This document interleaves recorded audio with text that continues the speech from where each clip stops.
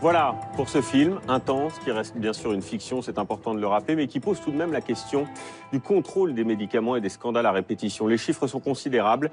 On estime aujourd'hui en France que les effets secondaires des médicaments sont responsables de plus de 10 000 décès par an et plus de 200 000 en Europe, selon la Commission européenne. On pense bien sûr au Mediator, au Vioxx et aujourd'hui à la Dépakine, on va en parler ce soir. Mais il y a aussi tous les autres. Plus de 70 médicaments sont aujourd'hui sous surveillance renforcée. Alors à qui la faute? Les labos? Les médecins? Les pouvoirs publics? Les lobbies pharmaceutiques sont-ils les seuls responsables? Comme le laisse entendre le film, on va maintenant en débattre avec nos invités. Vous nous répondrez tout à l'heure. Patrick Erard, bonsoir, bienvenue. Bonsoir. Merci de votre présence. Vous êtes le représentant des entreprises du médicament, le président du LEM. Votre parole est importante évidemment ce soir. J'accueille également Dominique Martin. Bonsoir. Bonsoir, on vous entendra. Vous êtes le directeur de l'Agence nationale de sécurité du médicament. C'est un peu vous qui êtes en charge du bon fonctionnement du système. On entendra également, bien sûr, nos grands témoins. Bonsoir, Marilène Carlucci. Bonsoir. Vous avez 38 ans. Oui. Vous êtes la maman d'une petite fille. Oui, Romane. Qui présente aujourd'hui de graves troubles du comportement car vous étiez justement sous Dépakine pendant votre grossesse. Tout à fait. Vous nous raconterez votre histoire. Et votre combat aussi. On en parlera également avec vous, Tiffaine Gourrier. Vous avez, 43 ans. Vous avez perdu 2 enfants qui étaient des grands prématurés. Tout à fait. Car votre maman a pris pendant longtemps et pendant votre grossesse du Distilbène. Tout à fait. C'est l'un des plus grands scandales de ces dernières années. C'est le premier. Voilà, on va parler de tout ça avec vous. J'accueille également le docteur Philippe Grimbert. Bonsoir, vous êtes médecin généraliste depuis 32 ans. Oui. Voilà, grand médecin généraliste, vous avez beaucoup d'expérience. Vous nous expliquerez tout à l'heure ce lien, parfois, disons, le trouble entre le corps médical, les laboratoires et y compris les médecins. Et puis, Jean-Christophe Brizard, bonsoir. Vous nous apporterez tout au long de ce débat des éclairages, des points d'information importants pour mieux comprendre les dangers du médicament. Vous êtes l'auteur avec Irène Frachon du livre, un titre choc, Effets secondaires, le scandale français. Merci de votre présence. Et puis, sachez, comme à chaque fois, que vous aussi, vous pouvez réagir à l'émission en direct sur le réseau social Twitter, hashtag envers et contre tous. Voilà. Un mot du film d'abord, avec vous, Lou Denis Lyon. Merci d'être là. C'est un film dur, c'est un film poignant, c'est un film sur une thématique qui n'est pas facile que vous nous présentez ce soir. Et pourtant, il y a beaucoup de sourires, il y a beaucoup d'émotions, il y a beaucoup de joie. Oui, parce qu'on voulait rester malgré tout dans une certaine forme de divertissement. Voilà, c'est un film sur un sujet sérieux, mais le réalisateur Thierry Binisti avait envie de symboliser un petit peu que la vie continuait aussi malgré tous ces drames. Je pense que les personnes pourront en témoigner ici. Oui. Et il m'a donné un petit peu la mission d'alléger un petit peu le propos. Le film est également porté par cette relation particulière entre cette maman et son fils. On sent que c'est pour cet enfant qu'elle porte ce combat. C'était très important pour le réalisateur on ne savait pas au départ comment mener ce film parce qu'on voulait pas perdre les gens dans quelque chose de trop sérieux non plus. Donc il a trouvé le personnage d'Audrey, interprété par Cécile Bois, qui pour lui était la meilleure représentante de ce combat-là. Parce que c'est une femme normale, une femme qui va défendre les droits et la vie de son enfant. Et quel regard vous portez sur cette femme dans le film? De l'admiration? Oui, complètement, de l'admiration. De la compréhension? Oui, de la compréhension. Et surtout, j'ai appris, au fur et à mesure qu'on l'a diffusé un petit peu dans des festivals ou ailleurs, que beaucoup de gens se sentaient très proches de cette femme. Enfin, je crois que c'est le cas encore sur ce plateau, parce que son combat est complètement légitime. Vraiment. Il vous a touché, vous, ce film, Marilène Carlucci? Effectivement, nous, à travers nos histoires, à travers notre vie, on passe par ces étapes-là. Vous aussi, ce combat, vous le menez pour votre fille? Bien sûr. Je le mène pour ma fille, mais je le mène aussi pour les autres mamans qui ne savent pas, les autres mamans qui encore ont été... on a incité de les faire taire, on leur a dit d'arrêter de chercher. Moi, c'était mon cas. Donc, alors, peut-être on va expliquer pour les téléspectateurs qui ne le savent pas. La Dépakine, c'est un médicament anti-épileptique, c'est ça? Voilà. Qui a été mis sur le marché en 1967 et qui serait aujourd'hui responsable de graves handicaps chez les bébés. En tout cas, c'est ce qui s'est passé avec votre enfant. Voilà. Quand est-ce que vous avez commencé à en prendre de la Dépakine? Alors moi, à l'âge de 7 ans. Vous avez, pendant toute cette période, avant votre grossesse, un accompagnement particulier pour cette prise de Dépakine? Oui, j'étais suivie par un neurologue, par un généraliste pour les reconductions d'ordonnance. Et je suis allée voir mon neurologue avant d'avoir un bébé. Je suis allée lui demander s'il n'y avait aucun risque s'il y avait le moindre risque connu, que je le sache. Et puis à 25 ans, donc c'est là que vous décidez d'avoir un enfant. Voilà. Vous en parlez avec votre médecin de ce traitement d'épakine pendant votre grossesse ou pas? Ben, j'en parle à mon neurologue, parce que c'est lui-même Ouais. qui est habilité à me dire ou non si on doit continuer, et comment le continuer, de quelle façon. Qu'est-ce qu'il vous dit à ce moment-là? Il vous dit il n'y a pas de souci, Il me dit il vous n'y a pouvez aucun prendre votre problème. médicament. Non, il me dit vous risquez un bec de lièvre, mais ne vous inquiétez pas, ça s'opère très bien. On vous suivra tous les mois pour les échographies régulières. Mais si on m'aurait dit que ça provoquait 40% de retard intellectuel, j'aurais décidé. Ce que je reproche, c'est que j'ai juste pas eu le choix. En fait, si j'avais su toutes les conséquences de ce que ça engendrait, j'aurais décidé. Alors les dates sont importantes. Vous avez 25 ans, on est en 2001. Voilà. On est en 2001 et à l'époque, il y a déjà des alertes qui ont été lancées sur la dépakine, mais il n'y a rien qui explique noir sur blanc qu'il peut y avoir des effets sur le fœtus dans la notice du médicament. Tout à fait. Et en 2004 arrive Romane. Voilà. Romane, ouais. C'est une enfant formidable, elle se bat. Au moment de la naissance, vous comprenez qu'il y a quelque chose qui ne va pas? Quand Romane est née, c'était une enfant qui avait un cri particulier, c'est-à-dire qu'elle avait un cri très très aigu, mais comme endormie. Elle prenait pas le sein. J'ai voulu l'allaiter, malheureusement, elle ne prenait pas le sein. Elle s'endormait, elle dormait tout le temps. Elle était Donc ça pendant les toutes premières semaines? Oui, mais quand c'est votre premier enfant, vous ne savez pas. Oui. Comment un enfant se comporte. Donc bon, ma mère me disait, voilà, tu t'y prends mal, il faut t'y prendre de telle façon. Voilà. Moi, je pensais que je m'y prenais pas bien. Et que vous disaient les médecins par rapport à ces inquiétudes? Rien. Pour les 2 premiers mois qu'elle est née, rien. On trouvait ça bizarre. On m'a demandé de faire des tests génétiques. On suspectait une maladie génétique rare. Romane, dans son cas, elle coupait sa respiration. Et d'abord, on suspectait le bébé souhait. Donc je leur ai dit, écoutez, faites tous vos tests possibles et inimaginables, mais faites-le vite, parce que c'est pas ça. Donc quand vous dites bébé secoué, c'est-à-dire que c'est la double peine. On pense en plus que c'est de votre faute, bien sûr, mais pour parler clair. après, c'est normal. Je comprends le corps médical qui s'inquiète, parce que malheureusement, il y a des cas comme ça qui se passent. Voilà. Et ça dure combien de temps tout cela, Marie-Hélène? Alors, Romane était au CHU pendant plus de 3 semaines. Moi, j'étais à l'hôpital mère-enfant. Donc c'est difficile parce que la culpabilité, elle est que voilà, je suis une mauvaise maman. Qu'est-ce que j'ai pas fait? Qu'est-ce que je fais pas? Qu'est-ce que je fais pas bien? On cherche à comprendre, on nous dit pas tout. Dans le couple, c'est compliqué. Voilà, on a peur, on envisage le pire. C'est très difficile dans le couple Heureusement, j'étais énormément entourée. C'est ce qui a fait ma force, ce qui fait encore ma force aujourd'hui, c'est que Romane a été très très entourée. Et puis après, il y a eu un deuxième choc, je crois. C'est l'entrée dans le milieu scolaire, en maternelle. L'entrée en milieu scolaire, c'était compliqué parce que voilà, Romane, en maternelle, elle fuit le regard. Elle était tout le temps, c'était un enfant qui était tout le temps isolé, qui ne se mélangeait pas. Et puis, voilà, elle n'entendait pas bien, elle avait un vocabulaire très décousu. Pendant cette période de scolarisation, le début de la scolarisation, comment maternelle. Comment est-ce qu'elle vit ça, votre fille? Est-ce que vous communiquez avec elle? Oui, oui. Elle a un rapport complice? C'est compliqué parce qu'elle fuit le regard. Le plus compliqué, c'est de ne pas avoir un échange avec son enfant. C'est-à-dire que je lui demandais qu'est-ce que tu as mangé à midi? Elle me disait spaghetti. Alors quand je lui demandais autre chose, elle me répondait spaghetti à chaque fois. Donc c'est compliqué parce qu'un enfant, même quand il est à la maternelle, vous échangez avec. Nous, c'est compliqué parce qu'on cherche l'échange. Et on ne comprend pas pourquoi elle ne comprend pas.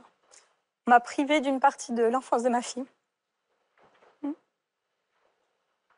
Mais bon, maintenant, il faut avancer. Pendant toutes ces années, vous consultez donc des spécialistes, vous consultez des médecins, vous êtes accompagné par un neurologue, mais personne n'arrive à poser de diagnostic et ça dure plusieurs années tout ça. Voilà, tout à fait. Et puis un jour, vous avez un déclic. En 2015, au journal de 20h, on regarde. Martine Martin est épileptique depuis l'âge de 6 ans. Pendant ses 2 grossesses, elle a suivi un traitement anticonvulsif, la dépakine. À l'époque, il n'est pas déconseillé aux futures mamans, qui ignorent alors tout des risques encourus par leur fœtus. Moi, dans la notice, il y avait marqué « Prévenez votre médecin ». C'est tout ce qui avait marqué. Donc j'ai prévenu mon médecin et effectivement, voilà ce qu'il y avait marqué dans le Vidal à l'époque. Chez une femme épileptique traitée par le valproate de sodium, il ne semble pas légitime de déconseiller une grossesse. Et pourtant, derrière ces larges sourires, la famille Martin vit aujourd'hui un véritable calvaire.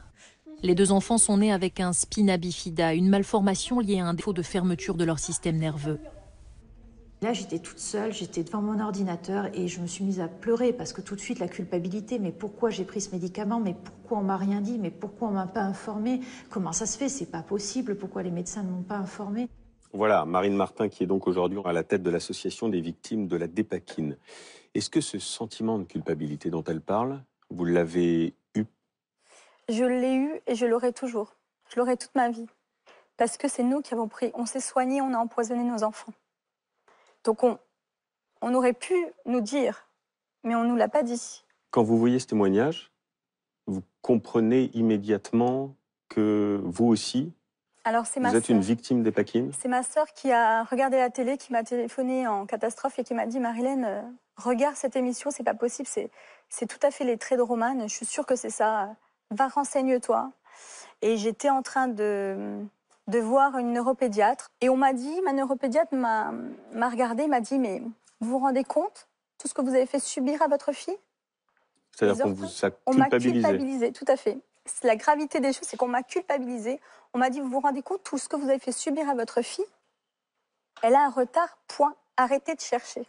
Voilà ce qu'on m'a dit. Mais moi, vous me dites ça, ben, mes copines vous le diront, j'arrête pas. Au Et contraire. pourquoi on vous dit ça? Pourquoi on vous dit, parce regardez que- ce que vous avez fait subir à votre enfant? Parce qu'elle faisait orthophoniste, elle faisait psychologue, elle faisait urologue, elle faisait tout ce qui était des spécialistes possibles et inimaginables pour l'aider, parce que voilà, on veut comprendre, on veut aider notre enfant, mais pour aider notre enfant, il faut bien savoir ce qu'elle a. Et tant qu'il n'y a pas de diagnostic, on ne peut pas aider notre enfant correctement. Qu'est-ce que vous avez fait à la suite de ce témoignage? Eh ben, j'ai décidé, mon dernier espoir, c'était effectivement de contacter cette association à Pézac. J'ai parlé avec beaucoup de parents, et un jour, une maman a mis une photo de son enfant, et j'ai eu un choc. Parce que j'ai vu ma fille. J'ai vu ma fille en photo, et je me suis dit, mais c'est pas possible. C'est Romane. Et je me suis intéressée sur les caractéristiques des problèmes de la dépakine. Donc un faciès, c'est là que j'ai découvert qu'il y avait un faciès connu, des difficultés d'apprentissage, des troubles d'énurésie, des troubles d'audition, des troubles autistiques, des spina bifida. Il y a des traits de visage, Voilà. il y a des traits de visage qu'on retrouve. Il y a un faciès qui est quand même évident, c'est-à-dire que la lèvre fine, un petit trait au-dessus de l'œil, il y a un nez large, comme vous pouvez le voir, racine du nez large. Donc voilà. Donc c'est connu. Donc vous avez réalisé que J'ai réalisé que c'était certainement ça. les troubles de votre enfance étaient dus à cette prise de dépakine. Voilà. Comment avez-vous réagi? Est-ce que vous étiez... J'étais en colère. J'étais en colère parce que j'ai dû chercher moi-même. J'ai dû moi-même faire les démarches pour trouver. Mais aujourd'hui, voilà, je me rends compte qu'en fait, je suis plus seule. Parce que le pire de tout, c'est qu'on se sent seule. On se sent seule, on se sent incomprise, on se sent rejetée de la société. Oui. On se sent mauvaise maman parce que votre fille fait des colères. Et en fait, en cherchant, je me suis rendu compte qu'on est beaucoup de parents touchés. Quand vous parlez de colère, vous étiez en colère contre qui? D'abord en colère contre le corps médical parce que je me suis dit, ils auraient pu me dire, surtout qu'ils savaient. C'est-à-dire le neurologue, votre médecin? Le neurologue, la généraliste, oui, le neuropédiatre. Surtout, à la limite qu'on ne le dise pas, mais qu'on ne fasse pas culpabiliser les parents. Le plus gros, c'était de faire culpabiliser les parents. Ça, c'était inacceptable. Pour moi, vous me dites arrêtez de chercher, je trouve ça choquant. Donc oui, j'en ai voulu. Maintenant, aujourd'hui, je suis plus dans une dynamique positive, c'est-à-dire que voilà, je suis allée voir une psychologue pour faire un travail de culpabilité. Ma fille est allée voir une psychologue, on lui a expliqué. Et maintenant, j'ai envie de me bouger. J'en ai marre de me porter en tant que victime, ça, on n'avance pas. Comment elle va aujourd'hui, votre fille? Ouais, c'est une battante. Quel âge a-t-elle? Elle a 12 ans. Il y a eu des moments où, quand j'ai récupéré mes dossiers médicaux, j'ai craqué. Il y a un soir où j'ai craqué. Et j'ai ma fille qui m'a regardée et qui m'a dit « Non mais maman, tu vas pas craquer, hein, parce que moi jusqu'au bout, je fais mes devoirs. Hein. » Comment vous voulez dire après ça? Vous pouvez que vous battre? C'est elle qui vous porte dans votre combat. Ouais, c'est elle qui me porte. Bon, et ça porte ses fruits puisque il y a eu une première victoire avec l'ouverture d'une information judiciaire après les plaintes des familles. Car pour l'instant, aucune responsabilité n'a encore été établie. Peut-être cette information judiciaire trouvera des responsables. Peut-être une première réaction, Jean-Christophe Brizard, sur ce qu'on vient d'entendre. D'abord une réaction au témoignage très fort. Parce que ce que je ressens là, c'est également de la colère. De la colère parce que j'en ai discuté avec des neurologues qui me disent quand ils étaient étudiants, c'est des neurologues qui ont à peu près 45 ans, qui me disent quand on était étudiant, on nous a appris que la dépakine était fortement dangereux, déconseillé aux femmes qui voulaient procréer. Mais ce qui est scandaleux, c'est que votre neurologue ait continué de vous le prescrire quand vous avez indiqué que vous vouliez tomber enceinte. À l'époque, il le savait, c'était obligatoire de le savoir. On avait déjà de gros doutes sur les problèmes de retard, d'impact sur le développement neuro d'un enfant, donc de l'autisme. Mais là, ça n'était pas encore à 100% avéré. Jean-Christophe Brizard, quelques points de repère sur la dépakine, puisque c'est un sujet dont on parle beaucoup en ce moment dans les médias notamment. Sait-on combien y a-t-il de victimes aujourd'hui de la dépakine? Marisol Touraine parlait de 14 000 femmes exposées, je crois, entre 2007 et 2014. Je pense que c'est un minimum. Je pense qu'on est sur des dizaines de milliers de cas possibles. Ensuite, il peut y avoir des dégâts physiques, il y a des dégâts plus psychologiques, mais c'est certain qu'on est face à un énorme problème. Question simple, est-ce qu'on est face à un scandale de type Mediator ou pas du tout? Plus. Il y a des similitudes, mais la grosse différence, c'est que le Mediator était un mauvais médicament qui ne servait à rien, alors que la dépakine dont l'usage a été détourné. La dépakine est un très bon médicament. Voilà. Tous les spécialistes le reconnaissent, même les malades. Madame Martin le reconnaît, mais il y a des effets indésirables énormes pour les femmes qui veulent tomber enceintes, donc les effets communication. C'est la communication qui n'a pas été bien faite. Le défaut d'information, on en parlera tout à l'heure. On en parlera tout à l'heure avec notamment Dominique Martin. Ça vous a touché, Tiffaine Gourrier, cette histoire, ce parcours? Je vous ai vu tout à l'heure très émue. C'est toujours ce problème de la culpabilité. Moi, c'est pour ça que je suis là aujourd'hui. Donc moi, contrairement à ma voisine, je ne suis pas celle qui a pris le médicament. Oui. Je suis celle qui a subi les effets. Oui, puisque vous êtes ce qu'on appelle une victime deuxième génération du fameux Distilben, qui est l'un des plus grands scandales de ces dernières années, avec plus de 160 000 femmes, je crois, qui ont été exposées. C'est un médicament qui a longtemps été prescrit aux femmes enceintes, c'est cela ? Pour éviter les fausses couches. Pour éviter les fausses couches. C'est-à-dire qu'il y avait un Américain qui avait considéré que les fausses couches venaient d'une chute d'estrogène. Donc il a décidé qu'il fallait prescrire les oestrogènes aux femmes enceintes pour éviter les fausses couches. Et l'effet, en fait, était complètement inverse. Et en 1953, on a commencé à remettre en cause son efficacité.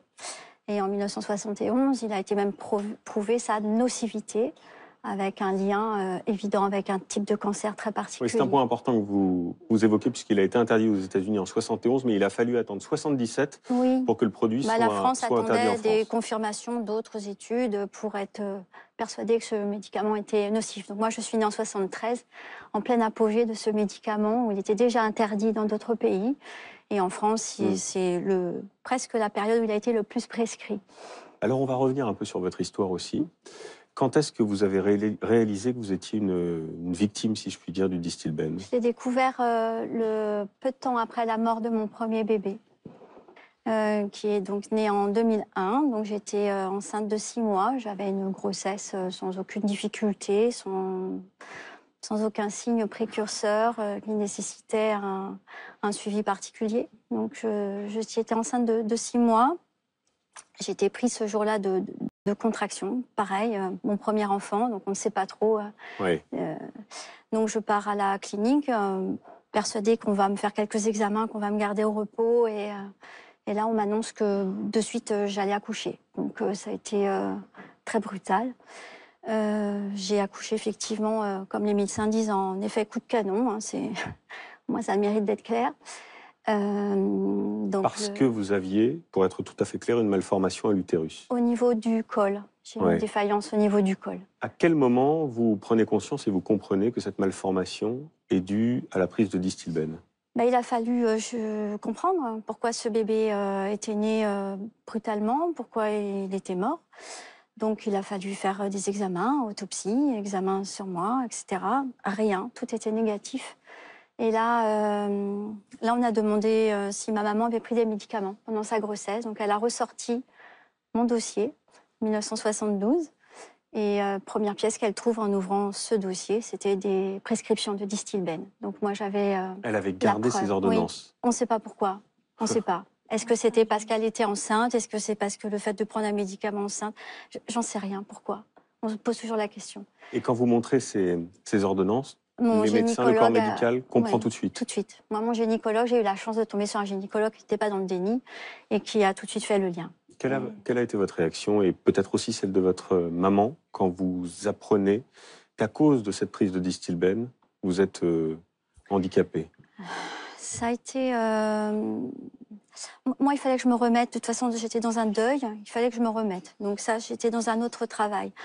Ma maman était aussi dans un travail de deuil, mais à partir de ce jour-là, elle a sombré dans un sentiment de culpabilité qui la quittera jamais. Oui. Jamais. C'est pour ça que je suis là aujourd'hui. C'est-à-dire Alors, c'est-à-dire que depuis ce jour-là, donc vous voyez, on parle de 2001, elle fait toujours le même cauchemar, qu'elle tient un bébé dans ses bras, qu'elle laisse tomber par terre. Et elle a l'impression elle porte la responsabilité. Elle est responsable de la perte de vos enfants. Ah oui, tout à fait. Tout à fait. Et c'est moi, ça qui me scandalise aujourd'hui, parce que je sais que jusqu'à la fin de ses jours, malgré le fait que, malgré tout, j'ai 2 enfants aujourd'hui vivants, qui sont là pour lui témoigner de son amour, et surtout qu'elle n'est pas responsable, mais voilà. Vous avez hésité à refaire un enfant après cette perte, cette première perte? Par chance, moi, je n'ai pas de problème de stérilité comme d'autres victimes du Distilbène, donc je suis retombée enceinte très rapidement. C'est ce qui m'a peut-être aussi permis de me remettre du premier deuil, à savoir me consacrer à cette deuxième grossesse, et forte de la connaissance de ma fragilité, cette fois-ci, mettre toutes mes chances de mon côté. J'ai été suivie par un médecin, donc j'étais au repos. Donc effectivement, mon deuxième enfant est né prématuré. Bon, il a eu petit souci respiratoire qui lui a quand même valu quelques cures thermales, mais bon, aujourd'hui, Mais vous avez aussi perdu un autre enfant. Je suis retombée enceinte 4 ans plus tard. On a voulu positiver, toujours on cherche à positiver, et on s'est dit, bon, pour Briac, ça s'est bien passé, donc avec mon médecin, on s'est dit, on fait le même procédé, on se met au repos très rapidement. Ça n'a pas suffi, j'ai été prise de saignements, enfin de complications dans la grossesse assez vite, donc au 4e mois, je suis restée allongée, immobilisée à la maison, avec un enfant de 4 ans, c'est assez compliqué quand on n'est pas forcément aidé. Moi, j'ai accouché là, à la maison toute seule. Mon fils était à l'étage, puisque les secours n'ont pas eu le temps de venir. Accouchement, coup de canon. Je l'ai vu respirer. À combien de mois? On était à 5 mois et demi. Voilà. Comment est-ce qu'on ressort de tout ça? Ce sont des épreuves très dures? On est obligé de s'accrocher à ce qu'il y a. Donc là, j'avais un enfant qui avait 4 ans, qui m'a tout de suite posé la question, maman, est-ce que c'est ma faute si mon petit frère est aussi parti? Est-ce que j'étais fatiguée? Parce que, évidemment, j'étais immobilisée. Donc, tout le monde lui disait, Briac, surtout, tu fatigues pas maman, tu l'embêtes pas. Ouais. Vous avez mené un combat? Oui. Vous l'avez gagné? Oui. Vous avez été indemnisée? Oui. Mais, au fond, dans mon histoire personnelle, ce que je cherchais, c'était montrer à ma mère un papier, disant, tu vois, c'est pas toi. C'est pas ta faute. La coupable. Tu vois, c'est pas toi. Je l'ai obtenu. Mais ça, pour elle, ça change pas. Ouais. Pour elle, ça change pas. Puis bon, vous savez, l'indemnisation, en ce qui me concerne, moi j'ai perdu 2 enfants. Ils sont décédés. Qu'est-ce que ça vaut un enfant mort? Est-ce que ça vaut un voyage au ski? Est-ce que ça vaut un canapé? Est-ce que ça vaut la nouvelle cuisine? Qu'est-ce que ça vaut? Au fond, je vais vous dire, ça m'était complètement égal. Ce que je voulais entendre dire, c'est oui, Labo, nous, on assume, on a fait cette erreur, on a fait un mauvais choix. C'est cette reconnaissance-là qui était la plus importante à vos yeux?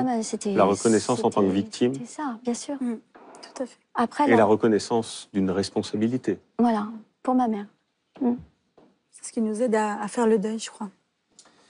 Et aujourd'hui, vous êtes engagée, parce que cette combativité, vous êtes une battante, cette combativité, vous l'avez mis au service des autres. Vous êtes engagée dans l'association DES France. Réseau DES France, oui. Vous craignez aujourd'hui pour vos enfants? Oui, tout à fait. Le Distilbène a des effets transgénérationnels. Mes enfants ont été épargnés d'un handicap lié à une prématurité, enfin, je veux dire, ceux qui sont vivants. Maintenant, qu'est-ce qui les attend? J'en sais rien. Est-ce qu'ils vont être plus soumis à... Est-ce qu'ils vont avoir des problèmes de stérilité lorsqu'ils seront en âge de procréer? Est-ce qu'ils auront un risque de cancer? Je ne sais pas. Moi, je sais déjà... Ça vous inquiète, ça? Ah évidemment que ça m'inquiète. Moi, déjà, je sais que je suis, en plus de mon histoire, exposée à un risque de cancer du sein, plus qu'une autre femme. Ma mère est aussi exposée. À cause du Distilbène? Oui, tout à fait. Et aujourd'hui, aucune étude. Les labos ne cherchent pas à essayer, bon, on ne parle pas de reconnaître leur tort puisque ça, ils le font jamais, mais au moins de diligenter des enquêtes, des recherches pour savoir quels sont les risques à mes enfants. Et Il faut que le là, il n'y a massacre rien. cesse. Il n'y a rien. Dominique Martin, une réaction sur les 2 témoignages qu'on vient d'entendre. Ce qui frappe à chaque fois, c'est le temps de retard des autorités sanitaires. C'est-à-dire entre le moment où on sait qu'il y a un danger et le moment où le médicament est retiré du marché, ou en tout cas il y a une alerte particulière qui est émise sur le médicament, il se passe des années. Alors, il y a toujours un temps de latence parce que la question de la connaissance peut être une question qui n'est pas tout ou rien. On l'a vu sur la dépakine, à un moment donné, on sait des choses sur les anomalies. On apprend plus tardivement des conséquences sur le retard neurodéveloppemental. La question de savoir si on a réagi assez vite ou pas assez vite est une question qui est posée aujourd'hui, qui doit être traitée et éventuellement engager la responsabilité éventuellement des autorités sanitaires, éventuellement des prescripteurs, éventuellement du laboratoire. Donc ça, le juge dira qui est responsable. Il y a une faillite des alertes pour vous? Sur la dépakine, il y a clairement un défaut de précaution, c'est évident pour moi. Et surtout, il y a eu un retard. Y compris de votre agence? Il y a un défaut de précaution dans la globalité. Après, on verra, le juge dira qui est responsable. On est parti à l'affaire, donc c'est pas à moi de dire qui est responsable. Mais il y a un défaut collectif. Je vous pose la question parce que ce qui frappe, c'est que sur la dépakine, le laboratoire dit avoir prévenu l'autorité sanitaire, en l'occurrence le gendarme que vous incarnez, en 2003, et rien ne se passe jusqu'à 2015. Alors, rien ne se passe. Non, il s'est passé beaucoup de choses. Alors d'abord, ne comptez pas sur moi pour renvoyer la responsabilité sur qui que ce soit d'autre. En tant que directeur de l'agence, je suis complètement en responsabilité. Et devant le juge, on devra rendre les comptes qui doivent être rendus pour les victimes. C'est très important que l'information soit connue pour les victimes, que si un responsable doit être identifié, il soit identifié. Mais il y a aussi un problème collectif. C'est-à-dire que fondamentalement, moi, ce qui me frappe dans cette affaire, dans cette histoire de la dépakine, ce drame de la dépakine, c'est le fait que, en fait, des informations qui étaient connues par ailleurs, d'une manière ou d'une autre, n'ont pas été données. Parce qu'on était dans un état d'esprit où, en fait, on n'était pas dans une relation équilibrée entre prescripteurs et malades. Et ça, c'est sous votre contrôle, mais c'est bien votre agence qui est censée surveiller la dangerosité et qui doit faire cet équilibre entre la balance bénéfice-risque dont on parle beaucoup. C'est votre agence qui est responsable de ça. Tout à fait, mais le bénéfice-risque de la dépakine est connu depuis longtemps. Ça a été dit, c'est un excellent médicament, mais qui présente des risques particuliers pendant la grossesse. Et cela, on le sait depuis longtemps. Depuis les années 80, on sait qu'il présente des risques de malformation, et plus tardivement, disons les années 2000, on sait qu'il présente des risques de retard neurodéveloppemental. Donc ces risques sont connus, mais il ne suffit pas qu'ils soient connus. Là où on a effectivement un travail à faire et qui n'est pas simple à faire, et d'ailleurs on le voit aujourd'hui, c'est d'arriver à faire passer l'information en temps et en heure, tant auprès des prescripteurs que des associations de patients et que des patientes elles-mêmes. Arriver à faire connaître l'information des deux parties pour que le dialogue puisse avoir lieu. Clairement, ce qui a été dit, c'est qu'il n'y a pas eu de dialogue sur le sujet. Oui, juste un mot sur ce sujet, Jean-Christophe Brizard. 2 éléments. D'abord, on est surpris que ce soit à chaque fois des lanceurs d'alerte qui déclenchent les informations. Si vous regardez bien, sur le médiateur, sur la dépakine, sur le Distilben, ce ne sont pas les autorités sanitaires, mais à chaque fois, ce sont des lanceurs d'alerte, des médecins ou des associations de victimes. Est-ce que pour vous, il y a une défaillance de la vigilance des autorités? Il y a surtout, encore aujourd'hui, bien après le médiateur, il y a toujours ce problème de mentalité de beaucoup de scientifiques, de médecins ou de responsables qui considèrent que les patients ne sont pas à même de comprendre et que quand ils demandent une information, ils demandent à savoir si tel ou tel médicament peut être dangereux, ils préfèrent taire les risques sous prétexte que s'ils informaient, le patient ne prendrait plus le médicament. Je pense qu'on peut parier sur l'intelligence de chacun. À partir de quel moment aujourd'hui un médicament est jugé dangereux? Tous les médicaments sont potentiellement dangereux. Ça, il faut le comprendre. Tous les médicaments, ce ne sont pas des produits anodins. Si on les prend mal, si on les prend trop, c'est vrai que les médicaments, maintenant, les médicaments qui sont très dangereux sont sous surveillance. Officiellement sont sous surveillance, mais il y a encore des ratés.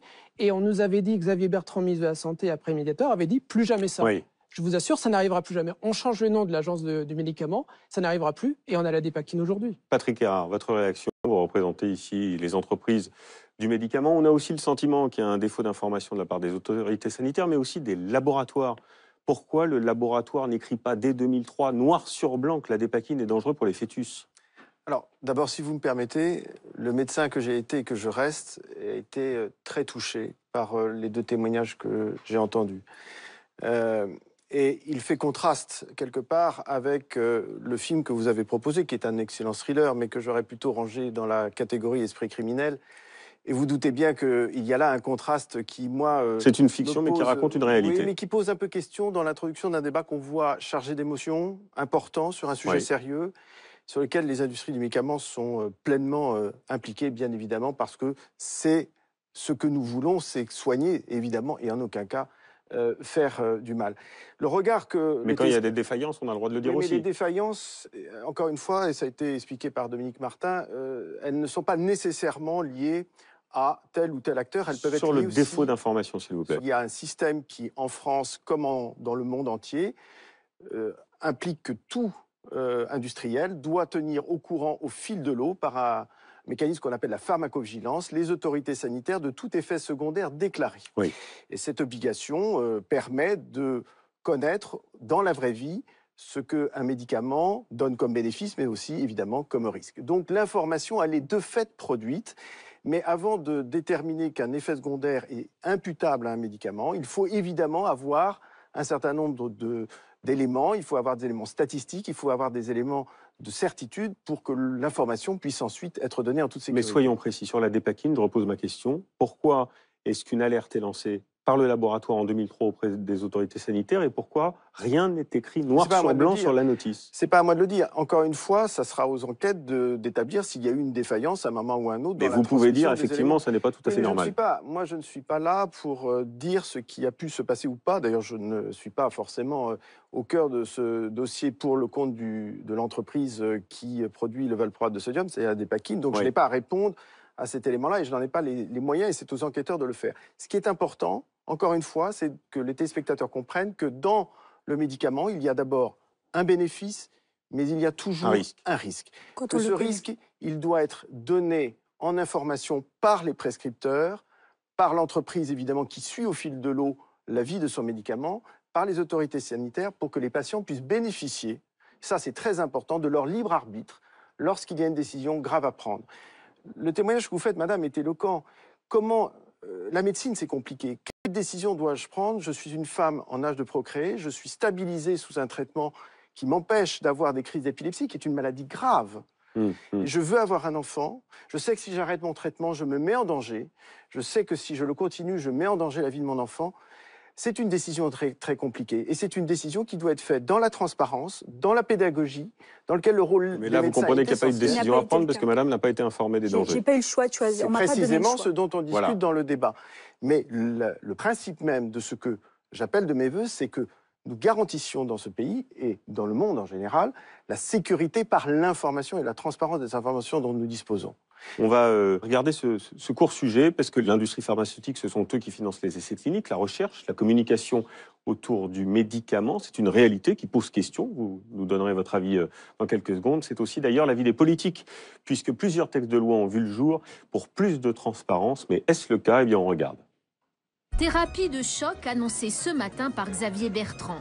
Pour éviter un autre scandale du Mediator, une nouvelle agence de sécurité sanitaire remplacera l'AFSAPS, très critiquée. Quand il y a des effets indésirables importants, il ne faudra pas hésiter un seul instant à retirer le médicament parce que c'est l'intérêt du patient qui doit l'emporter sur celui du laboratoire. Ce n'est pas ce qui s'est passé avec le Mediator.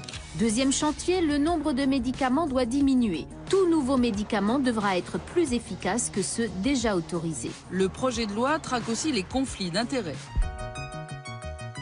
De nouvelles règles viennent d'être édictées pour limiter les relations entre les médecins et les laboratoires pharmaceutiques ou les entreprises de santé. Un décret est publié. C'est un décret qui a la volonté de faire la transparence. Tout est sur ce site officiel passé un peu inaperçu, c'est bien dommage. Il suffit d'entrer le nom d'un médecin. Dans la colonne Avantages apparaissent alors des repas, parfois impromptus, des hébergements, des transports, des invitations. Ce médecin n'aura rien à déclarer. Depuis 2010, il a stoppé tout contact avec les laboratoires. On vous invite à aller dans des congrès où tous les frais sont payés. 800 € par exemple pour une soirée de présentation d'un médicament. Ce cardiologue parisien, à l'inverse, collabore avec de nombreux laboratoires et assume. Le fait même de travailler avec beaucoup de laboratoires, quelque part, c'est une certaine garantie. C'est-à-dire qu'on n'est pas affilié à tel ou tel laboratoire. Docteur Grimbert, on a vu dans le reportage, c'est comme ça que ça se passe. C'est-à-dire, les laboratoires payent un repas, vous invitent à déjeuner. Même si on pense être critique vis-à-vis de la visite médicale, on est forcément influencé. D'ailleurs, tous les médecins que vous interrogez vont vous dire, moi, je me fais inviter, je vais des week-ends au golf et tout ça, mais je ne prescris pas du tout leurs produits. Je vais vous parler un petit peu de mon parcours, si vous voulez, quand je me suis installé, donc vous l'avez dit, il y a 32 ans. Je recevais ce qu'on appelle les visiteurs médicaux à mon cabinet. Ça me faisait un petit moment de détente pendant ma consultation. On pouvait discuter. J'ai toujours prêté beaucoup d'attention à ce qu'ils me disaient, en argumentant, parce que je savais que c'était quand même des vendeurs. Même si j'argumentais sur des médicaments dont je pouvais prouver que ce qu'ils me racontaient n'était pas bon, que c'était pas forcément un bon médicament, j'étais amené à le prescrire. Et donc j'avais compris que même si je trouvais qu'un médicament n'était pas bon, le simple fait d'avoir vu le visiteur médical me le faisait prescrire. Donc de ce moment-là, j'ai commencé à me méfier un petit peu. Ensuite, un jour dans ma salle d'attente, il y en avait 4. Il y en avait 4 visiteurs médicaux 4 visiteurs médicaux. En même temps, même moment. J'en prenais qu'un par semaine. Oui. Et donc, il se trouve qu'il y en avait un qui m'avait invité la veille à manger, donc c'était difficile de lui dire non, je ne peux pas vous recevoir. Il y en avait un avec lequel je faisais une étude justement pour évaluer la validité d'un médicament, qui était une étude plus ou moins scientifique, mais pour lequel j'avais des obligations par rapport à ça. Celui qui avait rendez-vous donc, et puis un autre qui venait s'introduire là. Et de ce moment-là, j'ai dit bon, maintenant terminé, je leur ai tous envoyé se faire voir. Et pourtant, je ne leur jetais pas la pierre. Hein. Je savais qu'ils n'étaient pas responsables. Il y en a qui sont restés des amis. Ils avaient toujours des voitures un petit peu plus grosses que les miennes, d'ailleurs. Mais bon, ça, c'était un détail. Et j'ai commencé à me former différemment. C'est-à-dire qu'il fallait bien que je sois informé. J'ai lu des revues médicales indépendantes. Une revue qui s'appelle Prescrire, que je feuilletais déjà avant en disant, mais ils exagèrent, c'est pas possible, on peut plus rien prescrire. Enfin, j'avais vraiment ce sentiment-là de mon époque d'avant. Donc il y a une influence qui est une influence qu'on ne sent pas, qu'on ne voit pas. Et ça fausse le rapport entre bénéfice-risque, ça, selon vous?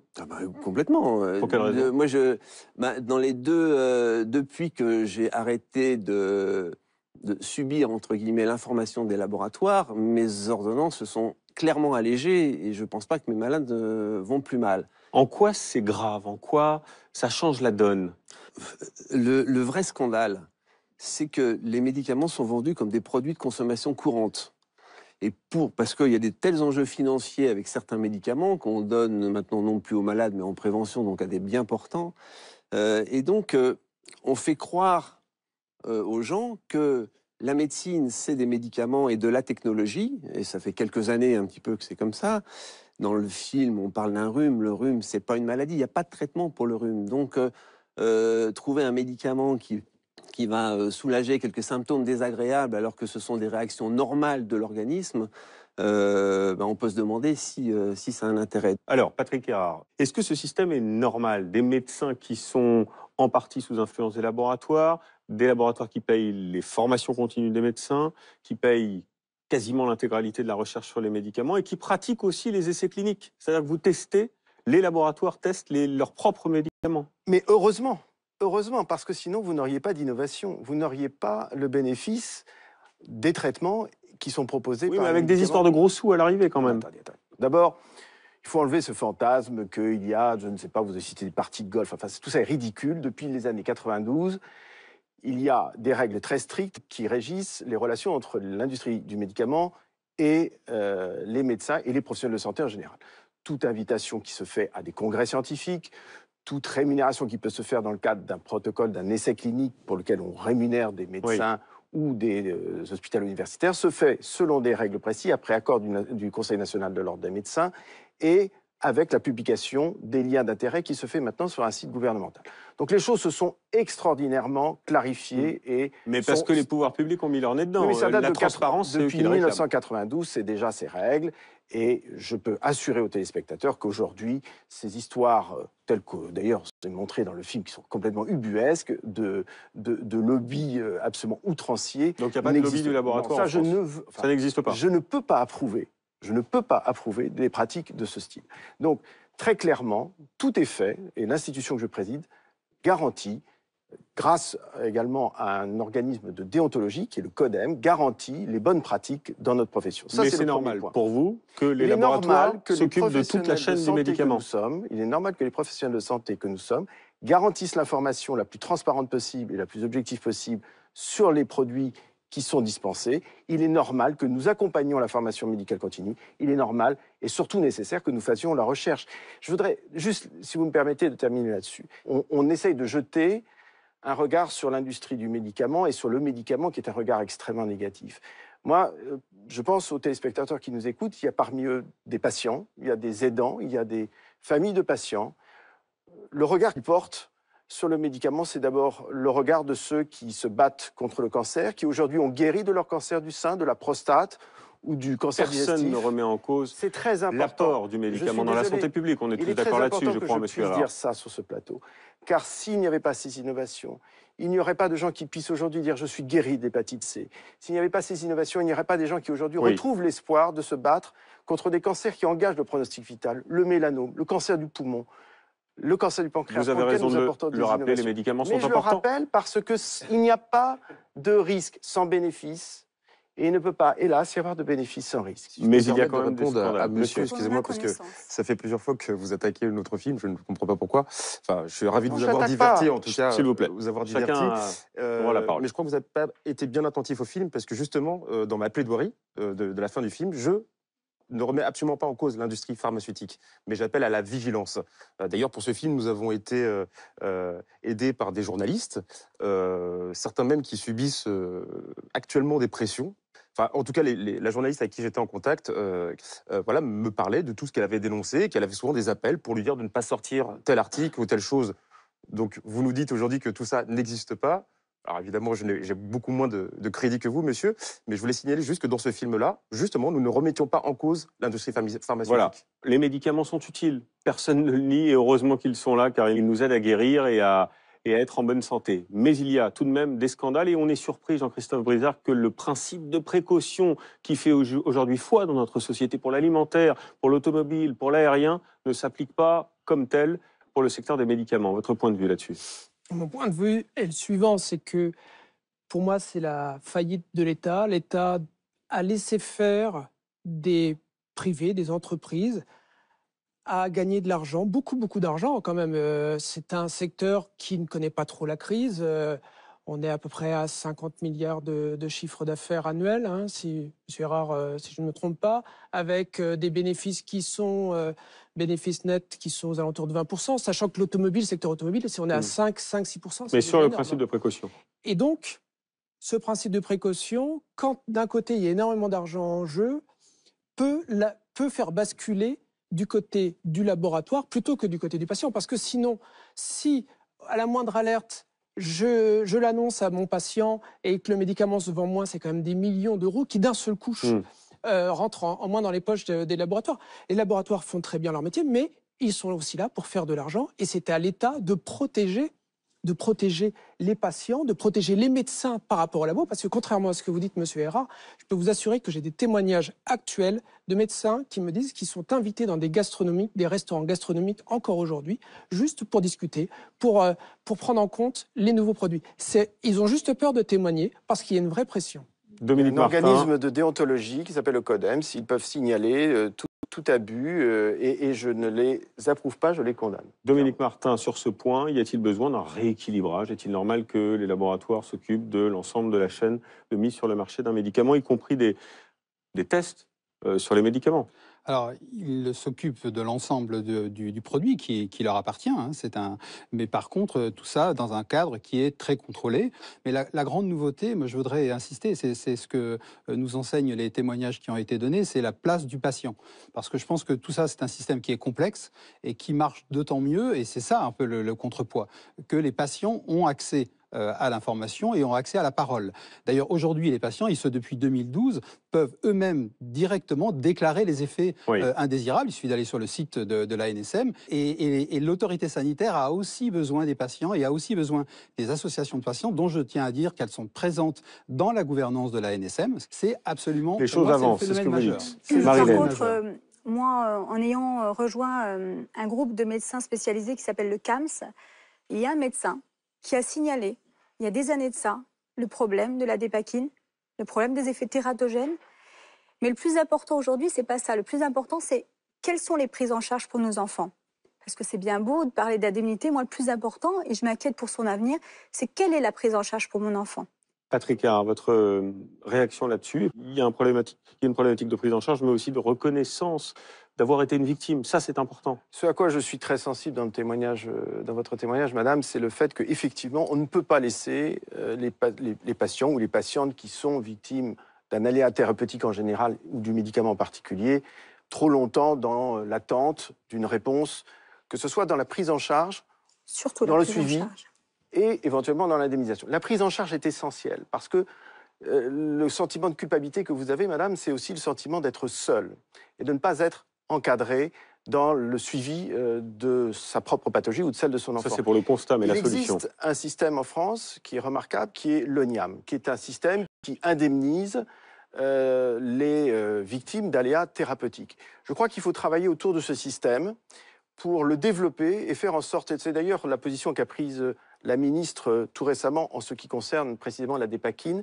c'est de s'appuyer sur ce qui existe et qui fonctionne pour peut-être élargir le périmètre de ce système et permettre ainsi de ne pas laisser les patientes et les patients qui ont éventuellement un effet secondaire d'une thérapie trop longtemps sans accompagnement. Tiffaine Bourrier, vous avez été patiente, c'est à vous. Ensuite, on entendra Dominique Moi, Martin. je voudrais rebondir sur ce que disait monsieur par rapport à leur devoir d'information des médecins, des patients et des recherches et du suivi.